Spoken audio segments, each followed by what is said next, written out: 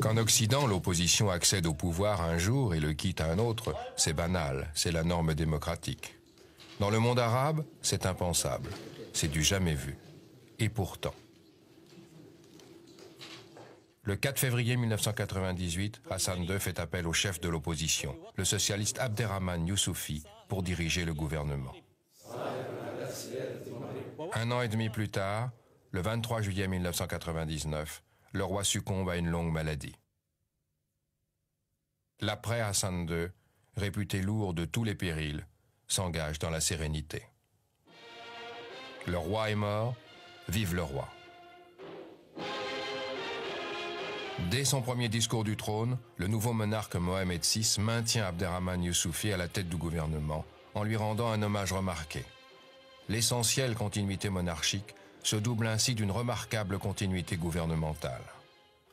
Mais qui est ce Premier ministre pas comme les autres, qui a toujours combattu pour la démocratie et estime au soir de sa vie que c'est au cœur de l'État qu'il devrait le mieux la servir?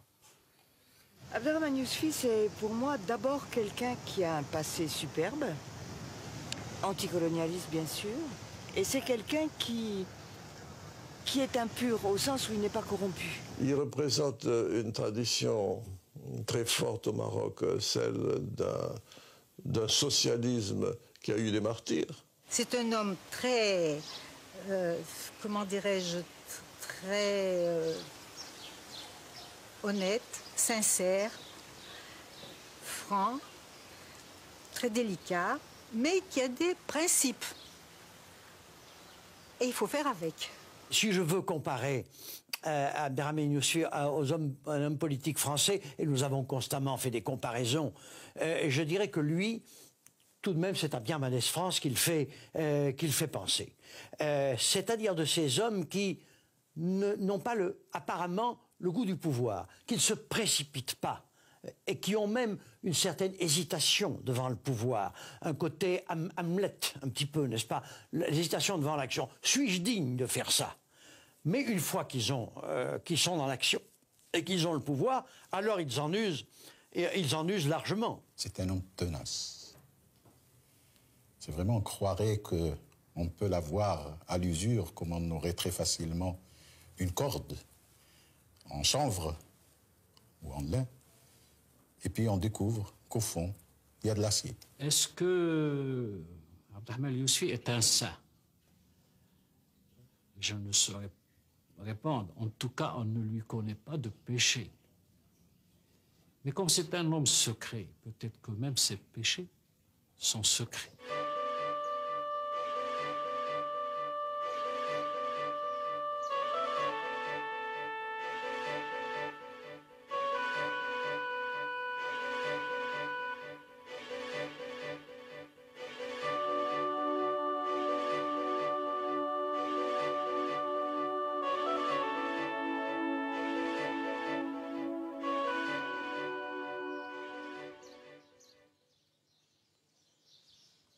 Je suis né à Tanger le 8 mars 1924, en pleine guerre du Rif, dans un quartier des alentours de la ville de Tanger, quartier d'Aden, qui était une petite vallée verdoyante. Et j'en ai gardé un très profond souvenir parce que c'était à la fois le lieu de ma naissance, c'était le lieu de ma première école. Et c'était aussi les moments les plus agréables de l'enfance. Malgré cette enfance agréable, le jeune Abderrahmane ne pouvait ignorer que son pays était dominé par l'étranger. De même savait-il parfaitement que ses compatriotes n'avaient cessé de résister à l'occupation coloniale. N'avait-il pas fallu dans le Rif, à la coalition hispano-française, 1 million d'hommes pour vaincre Abdelkrim, qui, lui, n'avait jamais aligné plus de 20 000 maquisards. Ainsi, le royaume du Maroc, ou plutôt l'empire chérifien, était depuis 1912 sous protectorat, un double protectorat, français au centre, espagnol au nord et dans l'extrême sud.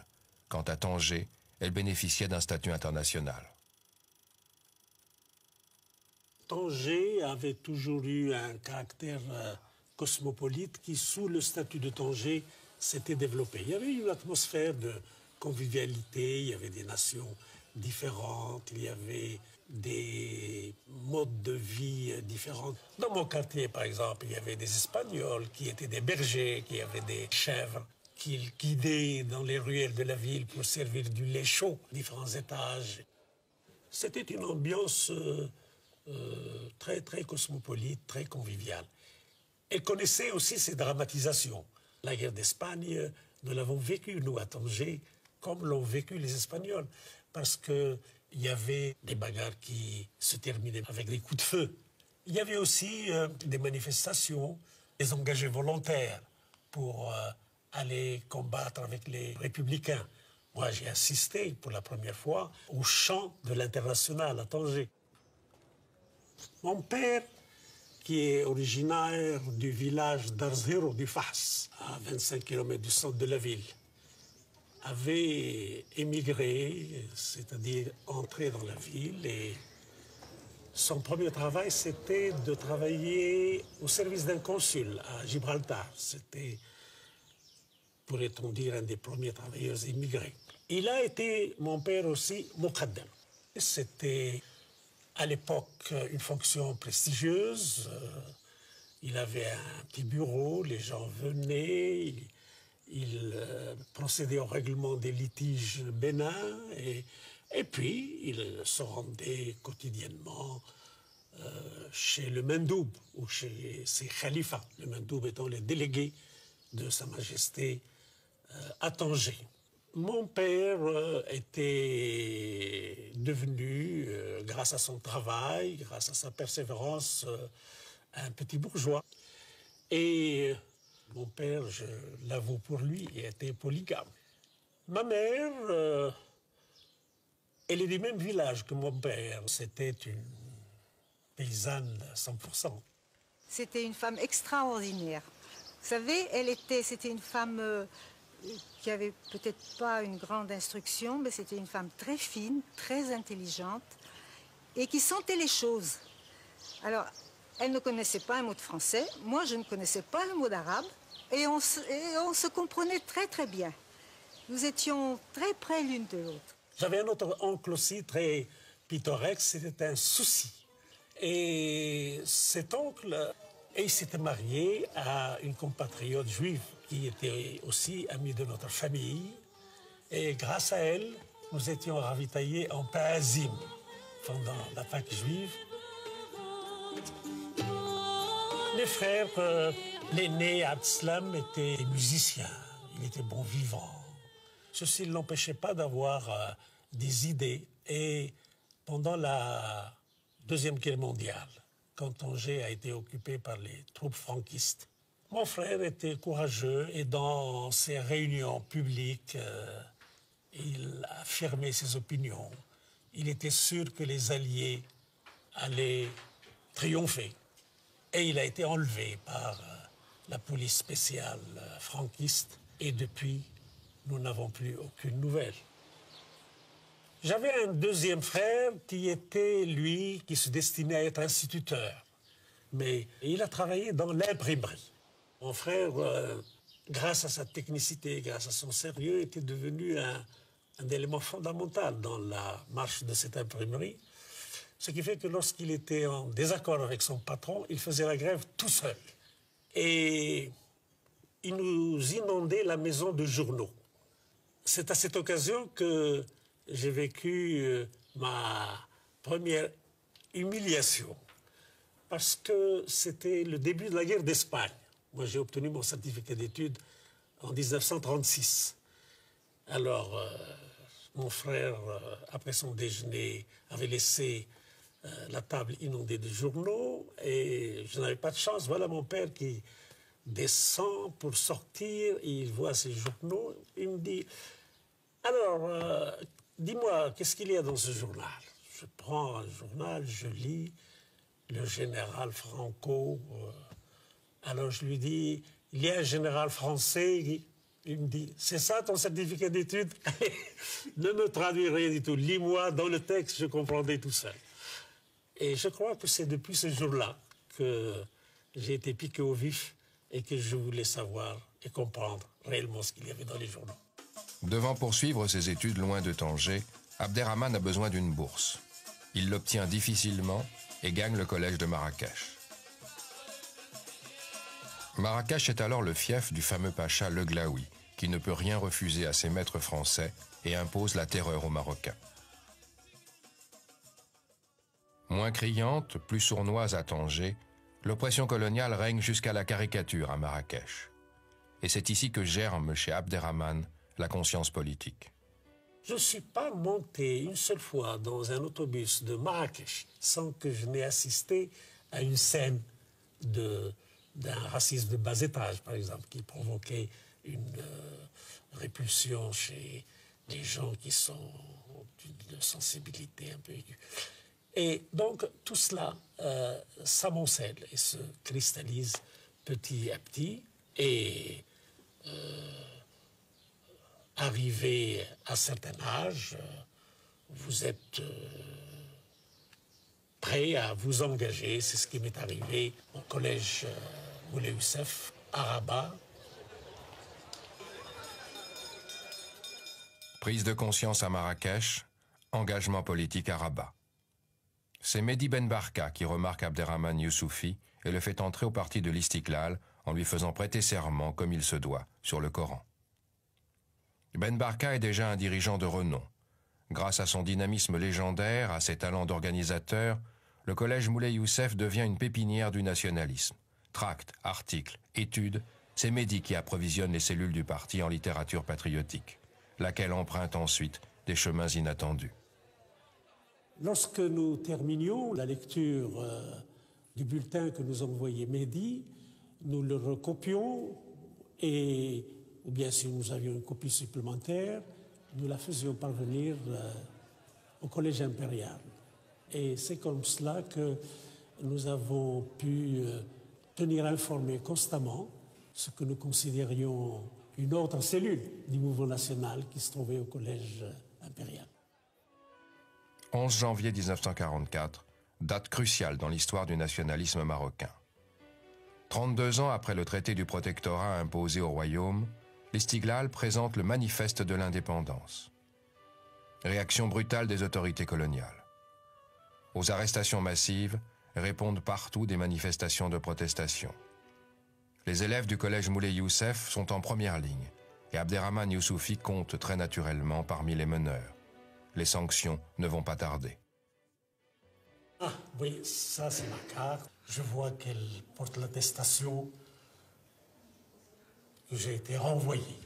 A quitté le collège le 29 janvier et rayé de l'ensemble des établissements, je crois. Après, j'ai dû aller dans les villes où j'avais des amis, à Safi d'abord, à Al-Jadida ensuite, et finalement, je suis allé à Casablanca. Et là, j'ai pu retrouver les dirigeants du parti qui me cherchaient et ils m'ont confié une mission. C'était de faire un peu l'alphabétisation aux ouvriers de la grande sucrerie du quartier industriel. Mais c'était un truc, parce qu'on avait la première cellule du parti dans cette usine, voulait avoir un maître d'école qui, sous la couverture de l'alphabétisation, allait pouvoir prendre contact avec les ouvriers du quartier. Et c'est ce que j'ai fait à partir de juillet 1944. J'étais devenu maître d'école, je me suis occupé des ouvriers, puis de leurs enfants, et j'ai constitué des cellules dans différentes usines du quartier industriel, dans les carrières centrales, et c'est comme cela que le Parti de l'Istiklal a constitué un véritable réseau politique qui, faute d'organisation syndicale, permettait d'encadrer les ouvriers.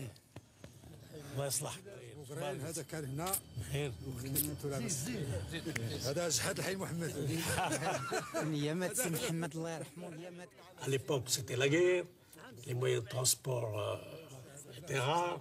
Moi, j'avais une bicyclette qui n'avait même pas de pneumatique, mais qui avait une espèce de rondelle de caoutchouc sertie dans un fil de fer, c'était très dur, ça faisait. Et sur les pavés, c'était douloureux. Et c'est comme ça que j'allais de la Médina de Casa jusqu'à l'usine sucrière. Et puis, il faut se rappeler que moi, j'étais tangérois, un peu traditionnaliste. J'avais toujours ma djellaba, mon tarbouche. Et mon djellaba faisait un parachute là, qui m'empêchait d'avancer sur mon vieux vélo.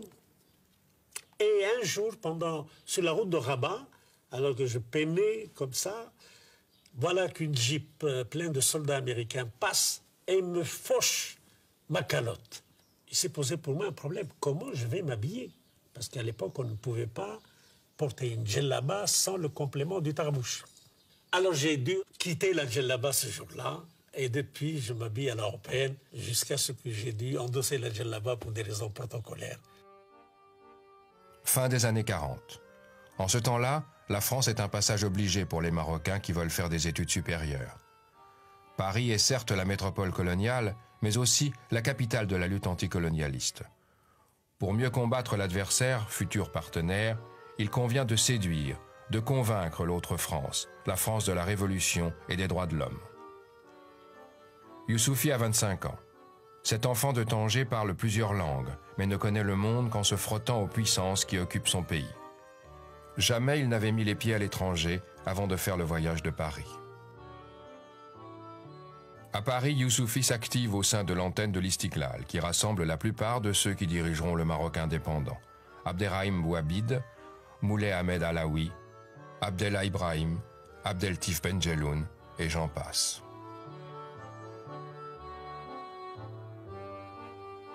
Outre l'action parmi les étudiants, l'Istiklal prêche la bonne parole aux émigrés, commerçants et ouvriers.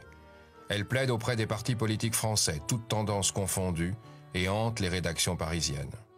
C'est à cette époque que se nouent les relations essentielles avec les Robert Barra, Claude Bourdet, Charles-André Julien, Jean Daniel, Jean Lacouture. J'avais été frappé dans cette visite de ce groupe d'étudiants marocains qui m'avait fait grande impression. Grande impression. Celui qui parlait le plus, c'était Moulay Ahmed. Il était vraiment l'éloquence même, il en faisait beaucoup, il faisait un peu de théâtre, mais enfin, bon, il fallait présenter la cause. Taïbi Benima, qui était très brillant. Et j'avais été frappé qu'Abderrahmane Youssouphi parlait très peu. Il parlait même, je crois qu'il n'a presque pas dit un mot, mais le regardant et voyant son visage fort, son regard très noir, très dense, je me suis dit, c'est celui qui parle le moins et c'est celui qui est le plus fort. Moi, j'avais l'impression que c'était la vraie conscience politique derrière ce groupe. Les jeunes Marocains de Paris, fringants et convaincants, espèrent même donner à leur action diplomatique un retentissement international lorsque l'ONU se réunit en 1948 au Palais d'Orsay, dans la capitale française. Là, j'étais présent, moi, à l'époque, et c'était une session importante pour nous parce que la situation politique au Maroc s'était aggravée et que nous en étions arrivés à demander l'inscription à l'ordre du jour de l'Assemblée générale de la question marocaine. Et c'était un combat de coulisses dans l'Assemblée générale dirigé par Abderrahmane Azzam, qui était le secrétaire général de la Ligue des États arabes. Et moi, je faisais la liaison avec lui au nom de mon parti. Pour être discrète, l'action de Youssouphi est déterminante. Le gouvernement y met un terme. Assigné à résidence à Poitiers, il est carrément interdit de séjour sur l'ensemble du territoire. Il envisage alors de s'installer à New York pour plaider la cause marocaine auprès de l'ONU. Faute de passeport, il renonce et rentre au pays. Mais curieusement, il ne gagne pas Rabat ou Casablanca, au lieu de la lutte patriotique. Je crois que c'est la première fois que je le dis publiquement, parce que je n'étais pas très d'accord avec la ligne dans laquelle s'engageait notre mouvement. Et je commençais à être un peu réservé à l'égard de la ligne du parti de l'Istiklal. Mais les événements allaient se précipiter. Il y a eu décembre 52, cette grève générale de solidarité avec les Tunisiens après l'assassinat de Farhat Hachad, grève générale qui a donné le signal à une répression générale qui a touché le Parti d'Istiklal, les syndicalistes, le Parti communiste. Si j'étais rentré, j'aurais fait partie du lot. La faute mortelle, celle que commet la France le 20 août 1953 en déposant le roi Mohamed V.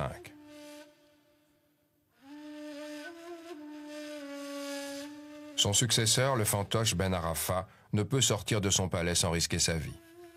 Le Maroc s'embrase.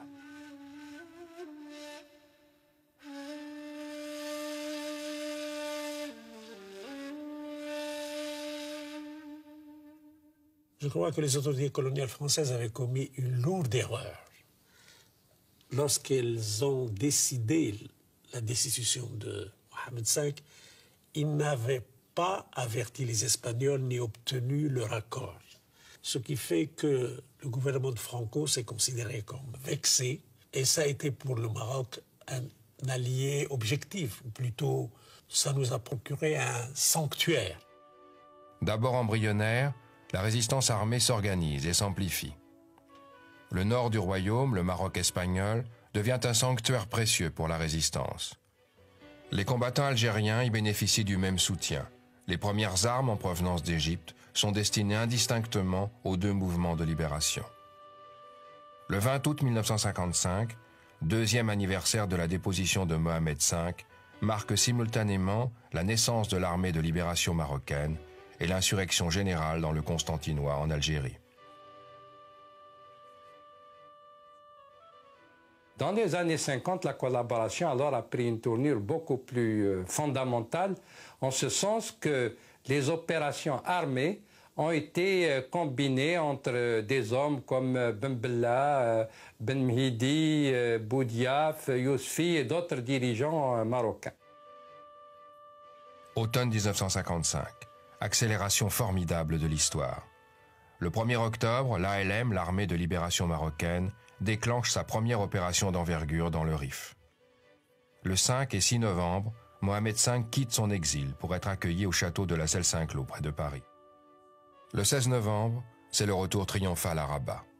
Comment expliquer cette précipitation étourdissante des événements?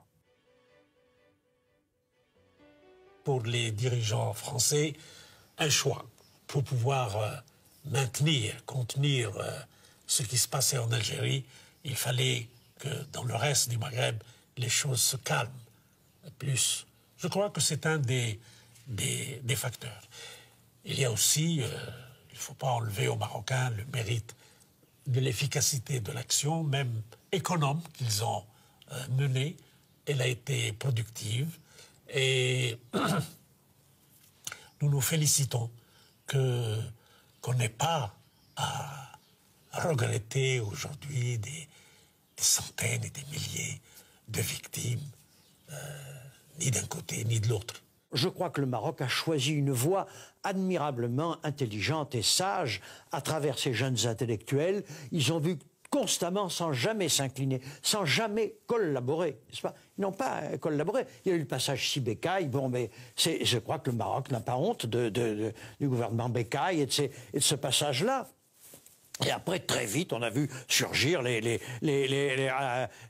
Abderrahim Bouabid et très vite des hommes qui étaient les militants national, Istiklal, qui avaient le mot Istiklal à la bouche, qui sont arrivés très vite au pouvoir. Bon, que ce soit passé d'une façon relativement amicale avec la France, bon, après tout, l'indépendance n'est pas forcément la mort du dominateur principal. Si les mains se croisent à un certain moment, bon, il y a quand même pas mal de Marocains qui ont payé de leur vie aussi le passage à l'indépendance. Après tout, l'armée de libération, il y a eu des gens qui sont morts pour l'indépendance, mais le Maroc a gardé l'essentiel de ses élites pour gouverner son pays. Après le retour de leur roi et l'abrogation du protectorat, les Marocains ont le droit d'être fiers et de se réjouir.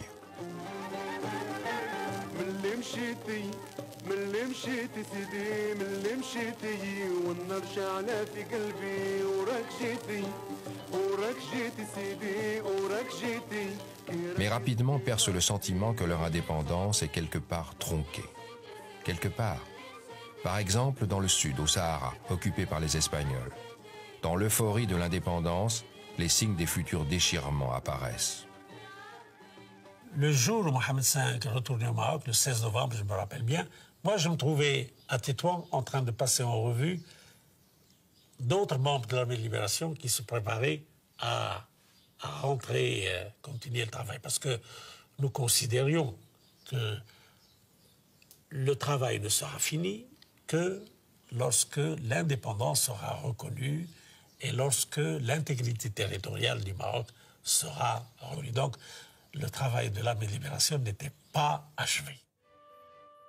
Le 16 novembre 1955, l'attitude surprenante, étrange de Youssoufy se révèle prémonitoire. Bientôt, entre le palais et le mouvement national au sein de l'Istiklal lui-même, de profondes divergences se font jour. En septembre 1959, l'Istiklal éclate. Ben Barka contre Halal El Fassi, les jeunes Turcs contre les vieux turbans. La scission de l'Istiklal marquera la vie politique marocaine jusqu'à nos jours. Abderrahmane Youssoufy, en ce qui concerne la grande scission du parti de l'Istiklal en 1959, à mon sens, n'avait pas joué un rôle déterminant ni important. Je ne sais pas si au fond de lui-même il était pour cette scission, mais je crois qu'il y avait de la réticence. Il voulait garder quand même un contact avec le groupe des chefs qui se trouvaient là, notamment avec Halal El Fassi. Mais Abderrahim Bouabid aussi était dans ce sens-là. Mais lorsque le moment de vérité était venu, Abderrahim avait dit un mot, et je crois que c'est celui-là que Abderrahmane Youssoufy a adopté, c'était de dire « moi j'irai du côté où il y aurait la classe ouvrière, où il y aurait les travailleurs ». En ces débuts des années 60, le destin du royaume bascule. Divers événements éclatent qui façonneront l'histoire du pays. C'est d'abord la mort brutale de Mohamed V, le père de l'indépendance.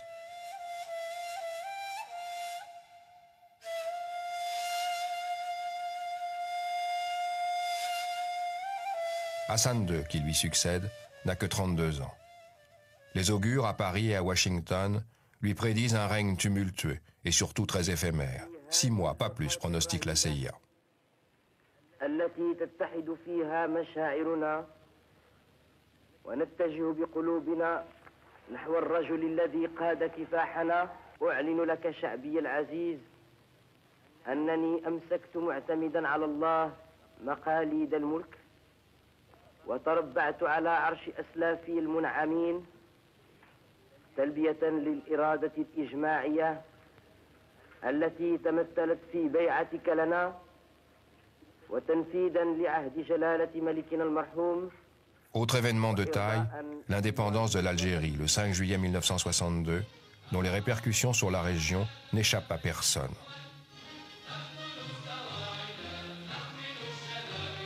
L'Algérie de Ben Bella étant la Mecque de la Révolution, Hassan II sait qu'il sera jugé désormais sur le terrain de la démocratie. Son opposition réclame une constituante, elle aura une constitution. Une constitution qui ne limite en rien les prérogatives royales et interdit le parti unique. 1963 connaîtra également les premières élections législatives. L'UNFP, le parti de Ben Barka, Bouabid et Youssoufy, obtient, malgré les fraudes, d'excellents résultats. En octobre éclate la guerre des sables entre le royaume chérifien et la République algérienne démocratique et populaire. Au Maroc, la gauche, alliée de Ben Bella, se trouve en porte-à-faux. Mais c'est surtout ce qu'on a appelé le complot de juillet qui va dominer cette période. L'UNFP est accusé de vouloir renverser la monarchie. Au terme d'un procès retentissant, plusieurs condamnations à mort sont prononcées. Youssoufy, qui écope d'une peine avec sursis, est libéré. On s'interrogera longtemps sur la réalité du fameux complot. En attendant, la rue tranche à sa manière. En mars 1965, des émeutes éclatent à Casablanca et sont réprimées sauvagement. Hassan II prend néanmoins la mesure de l'événement et décrète l'amnistie des leaders de l'opposition. La politique semble reprendre ses droits. Après cette amnistie, il y a eu détente dans l'atmosphère et il y a eu des pourparlers engagés par Sa Majesté pour trouver une issue à la situation politique. Alors nous avons été reçus en délégation présidée par Abdelrahim Bouabid au mois de mai 65. Sa Majesté a annoncé ses intentions de vouloir réformer la Constitution et qu'il souhaiterait qu'il y ait un gouvernement où participerait surtout des jeunes parlementaires qui s'étaient distingués pendant le débat de censure. Et le rendez-vous était remis à octobre, lorsque la révision de la Constitution serait réalisée. En octobre, plus exactement le 29, ce sera l'enlèvement à Paris de Mehdi Ben Barka, qui rendra impossible pour longtemps toute collaboration entre la gauche et le palais. Mais qui a-t-on enlevé au juste à Paris? L'opposant marocain qui venait de conférer avec un émissaire de Hassan II? Ou bien le leader révolutionnaire du tiers-monde, ami de Nasser et de Castro, qui organisait la conférence tricontinentale à la Havane, défiant ainsi les États-Unis à leur porte? Le fond de l'affaire, son déroulement réel, n'a pas été totalement élucidé. Il y avait beaucoup de verrous, il y avait beaucoup de secrets défense. Qui est responsable dans cette affaire? La réponse, nous sommes toujours en train de la chercher. En ai-je parlé à Sa Majesté? Non. Bien que je sois resté dehors, hors du pays, pendant 15 années, lorsque je suis revenu, évidemment, nous célébrons chaque année l'anniversaire de la disparition de Mehdi Ben Barka. Nous continuons notre œuvre de recherche de la vérité. Mais nous n'avons jamais eu de discussion au niveau officiel sur cette affaire. La comparaison entre Abdelrahman Yousfi et Mehdi Ben Barka est très intéressante. Ce sont des hommes naturellement très très proches l'un de l'autre, dans tous les domaines, mais ce sont aussi deux personnages totalement différents. Mehdi Ben Barka était une boule de nerfs, une sorte de locomotive qui n'arrête pas. Même ses yeux vous donnent l'impression de regarder dans 50 directions à la fois. C'est quelqu'un, je lui disais, qu'il produisait 50 idées tous les jours. Il y en avait 49 qui n'étaient pas bonnes, mais il y en avait quand même une qui était excellente. Et c'est pas mal, une idée excellente tous les jours. Abdelrahman Yousfi, c'est au contraire l'asiatique, le personnage solide, qui ne bouge pas trop vite et qui vous donne l'impression toujours de tourner sa langue 7 fois dans sa bouche avant de parler. C'est un asiatique. Il donne une impression de solidité et par conséquent de quelqu'un sur lequel on peut se reposer. Quelqu'un, je crois, sur l'épaule duquel les femmes aimeraient pleurer. Après le procès de l'affaire Ben Barka, Youssouphi décide de ne pas retourner au pays. L'exil durera 15 ans et sera bien rempli. Youssouphi fera entendre la voix de la gauche entre le Caire, Paris ou New York. Il centre ses plaidoyers sur les droits de l'homme, mobilisant ONG et instances internationales. Entre deux réunions de l'Union des avocats arabes, il prépare 2 diplômes de Sciences Po et organise un colloque international sur la République du Rif. Abdelrahman Yousfi a eu le mérite de saisir très tôt l'importance de la dimension des droits de l'homme dans la lutte pour la démocratie, d'une part, et dans les relations internationales. Très tôt, parce que j'ai connu moi-même d'autres leaders qui n'attachaient pas l'importance, n'est-ce pas, à la question des droits de l'homme pendant très longtemps. J'étais d'abord en contact avec notre immigration, j'étais en contact avec mes compatriotes, je me déplaçais beaucoup. C'est pour cela que je ne me sentais pas beaucoup très exilé. Et puis, je ne dois pas oublier aussi le rôle qu'a joué la vie familiale dans mon équilibre. Je dois beaucoup à ma femme Hélène, qui a été pour moi un appui très fort. Les meilleures années de notre vie, de notre mariage, nous les avons passées en exil, parce que nous étions très près l'un de l'autre. Et moi, je fais partie d'une famille qui est très soudée. Et Abderrahmane, il faisait partie de cette famille. Je suis rentré en octobre 80 et nous avons dû affronter une épreuve nouvelle. C'est les conséquences de 81, à la fois les retombées de la grève générale, la répression qui s'en est suivie et surtout l'arrestation des membres du bureau politique et à leur tête Abderrahim Bouhabid lorsqu'il s'était exprimé sur la procédure à suivre concernant le référendum. Donc c'était un retour mouvementé et j'ai pu prendre ma part de responsabilité dans ce qui allait se dérouler. Au cours de cette décennie, nous avons pu constater avec tristesse que vers la fin, Abderrahim subissait une situation physique éprouvante et c'était pour nous une grande peine. Il nous quittera le 8 janvier 92. Étrange et admirable destin que celui de Abderrahim Bouhabid. Homme d'État, il avait été tenu éloigné des affaires. Mais parce qu'il avait tenu tête à Hassan II sans rompre et sans quitter le pays, il avait maintenu, vivace, l'espoir de la démocratie au Maroc.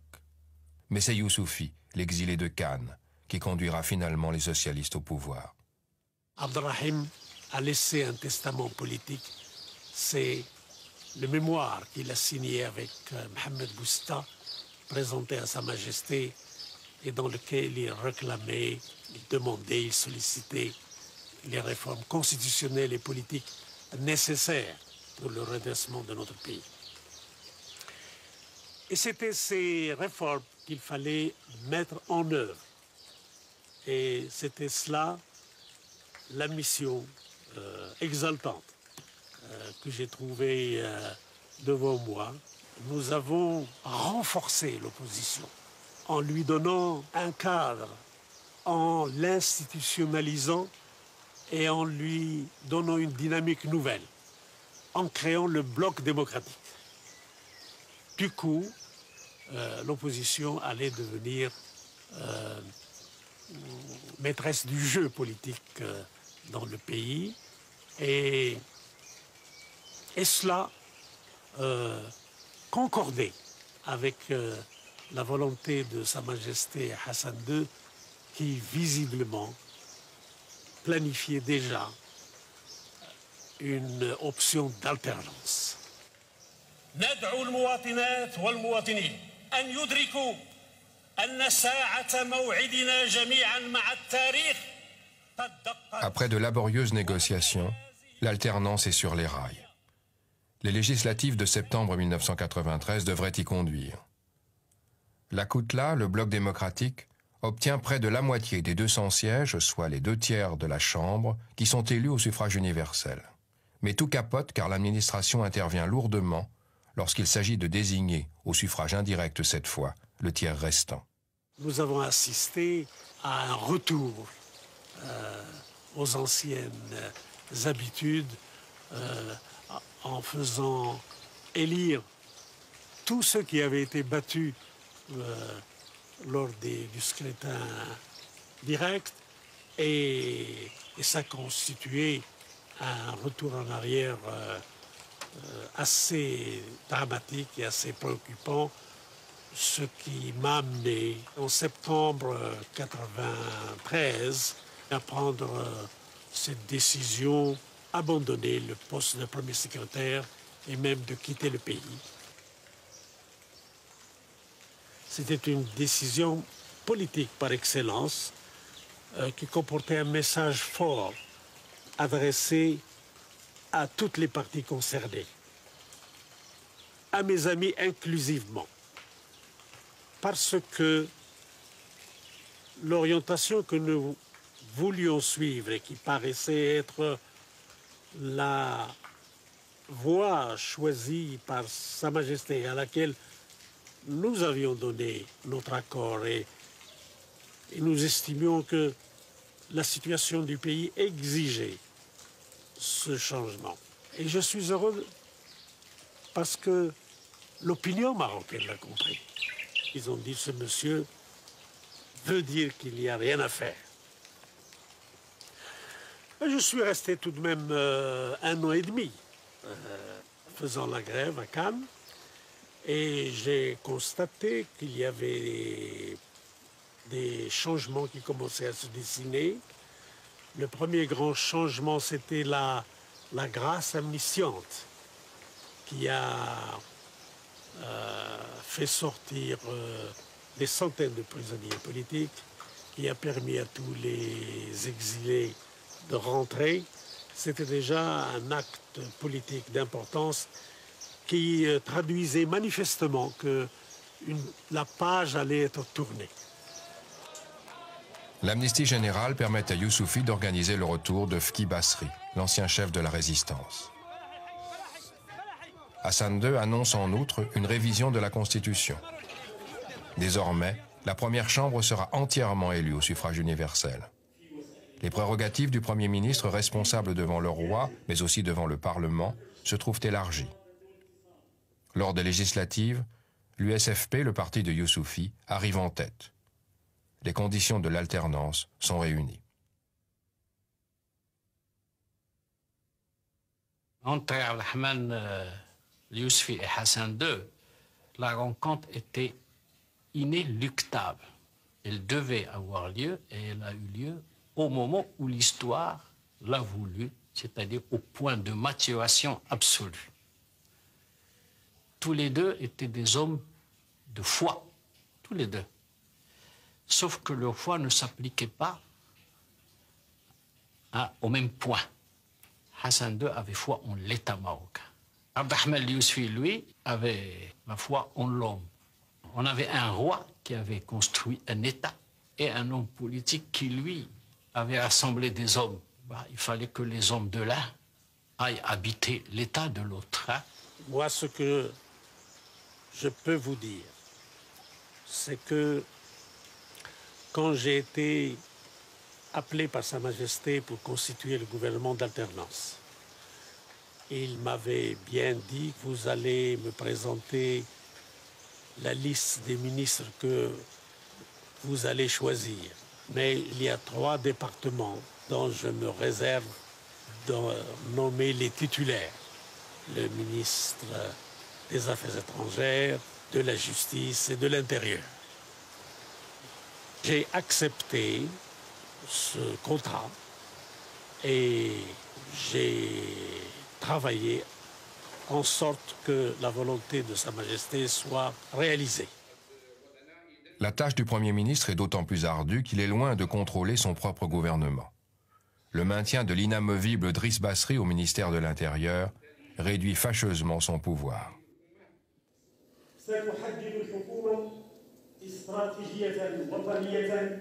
Serein, zen, Youssoufy ne s'en préoccupe pas outre mesure et se met au travail.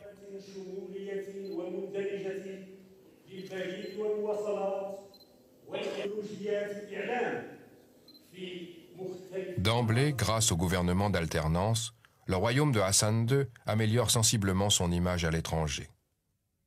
C'était un acte intelligent et positif de la part de Hassan II d'avoir fait l'appel aux leaders de l'opposition. C'était un signe d'ouverture qui a été très apprécié en France, et particulièrement, naturellement, dans les milieux socialistes et au Parti socialiste français, qui depuis longtemps avait des relations étroites avec Youssoufy, notamment au sein de l'Internationale socialiste.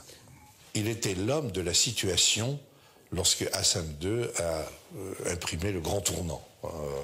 Je pense même qu'il était incontournable. On a salué ça avec espoir et qu'on a considéré que c'était un développement extrêmement positif qui allait contribuer à stabiliser le Maroc à un moment où l'Algérie était déstabilisée.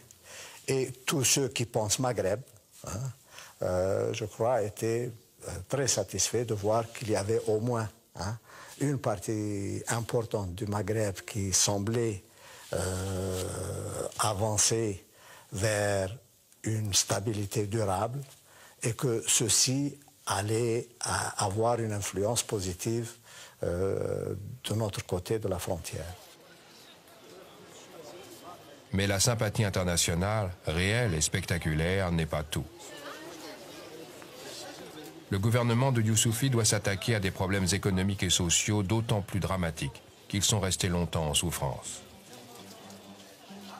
Lorsque vous acceptez d'assumer la responsabilité gouvernementale au Maroc, vous vous trouvez tout de suite devant toutes les cohortes de gens qui frappent à la porte et qui ont frappé à la porte de l'histoire pendant 40 ans.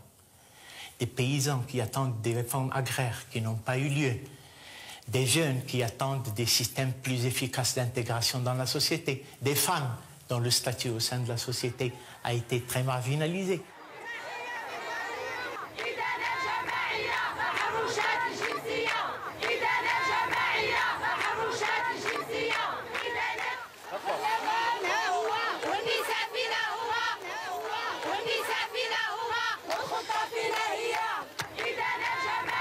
Je crois qu'il y a un hiatus essentiel, un décalage entre ces attentes qui se sont accumulées et qui s'expriment. Je crois que ce qui est important maintenant, c'est que les Marocains expriment leurs désirs, leurs ambitions, et c'est important. Et bien sûr, peut-être, ils considèrent que le taux de réalisation, si l'on peut dire, par rapport au discours, doit être beaucoup plus important qu'il ne l'est. Naturellement.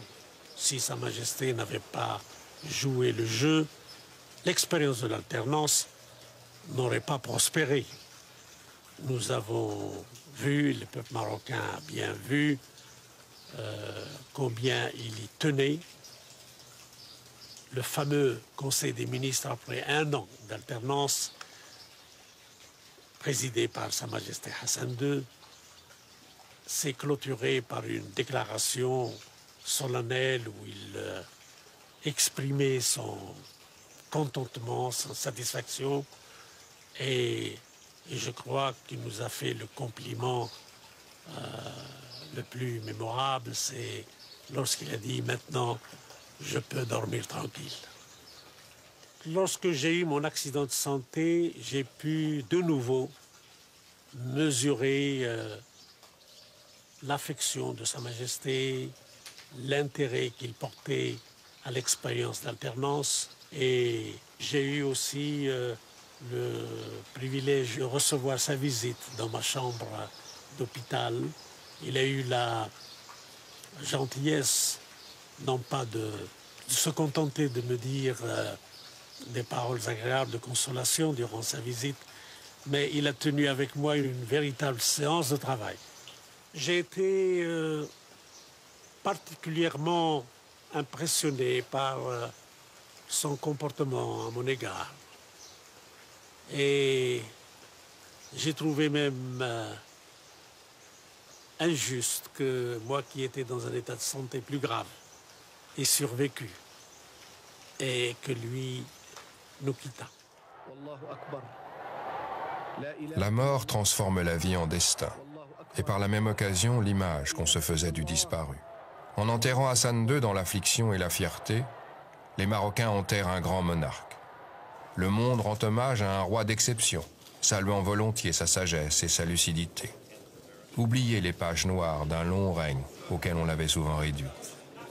On se souviendra désormais de l'homme qui avait prêché la modération dans le Maghreb et œuvrait pour la réconciliation entre Juifs et Arabes. Les Marocains se souviendront surtout de celui qui avait âprement défendu les droits de l'État, sans négliger de jeter les fondements d'un État de droit.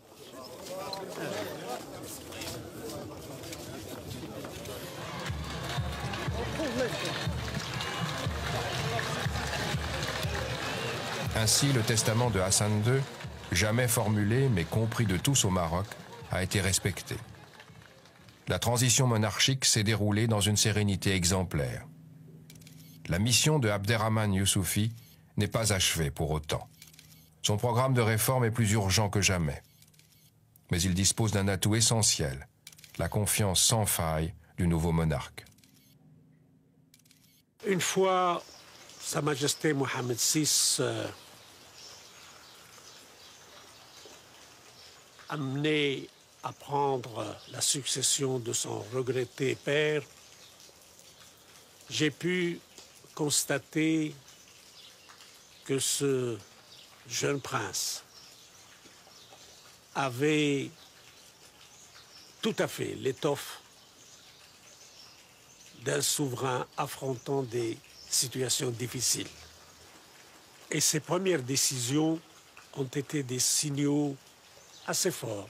L'une des premières décisions du nouveau roi est le limogeage hautement symbolique de Driss Basri. Le règne de Mohamed VI commence sous les meilleurs augures. Le Maroc est rentré au XXIe siècle avec à sa tête un jeune roi dynamique, en phase avec la majorité de son peuple qui est composé de jeunes et capable de décrypter les messages qui lui sont adressés.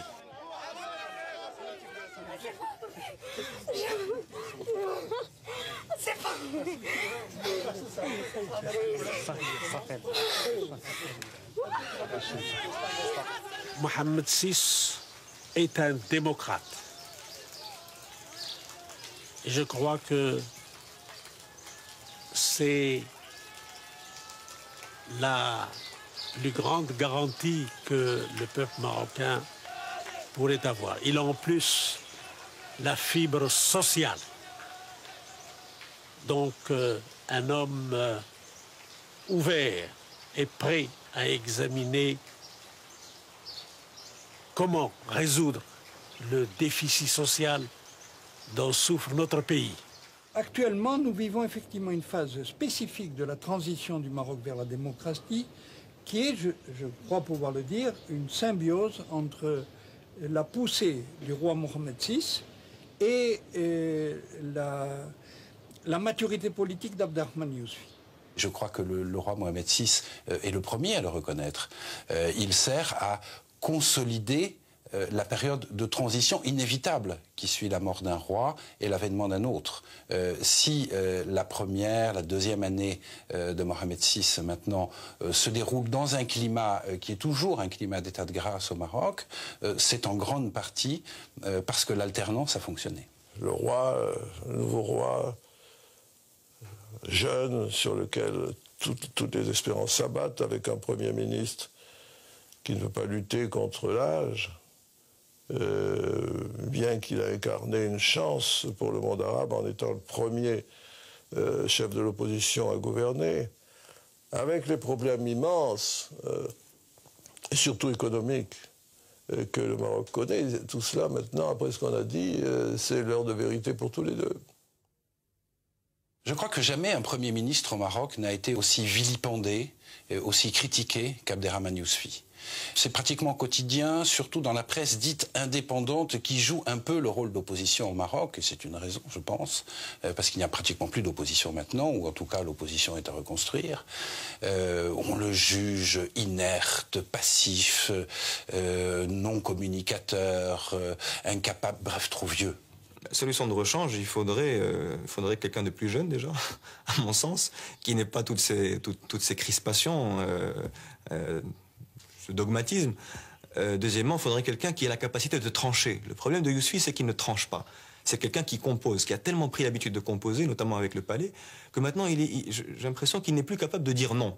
Il n'est plus capable de dire non au palais. Il cherche à tout prix le consensus. Ceux qui disent que la mission d'Abderrahmane Yousfi aurait dû se terminer après la disparition du roi Hassan II, je crois qu'ils n'ont pas bien compris le dessein de Abderrahmane Yousfi.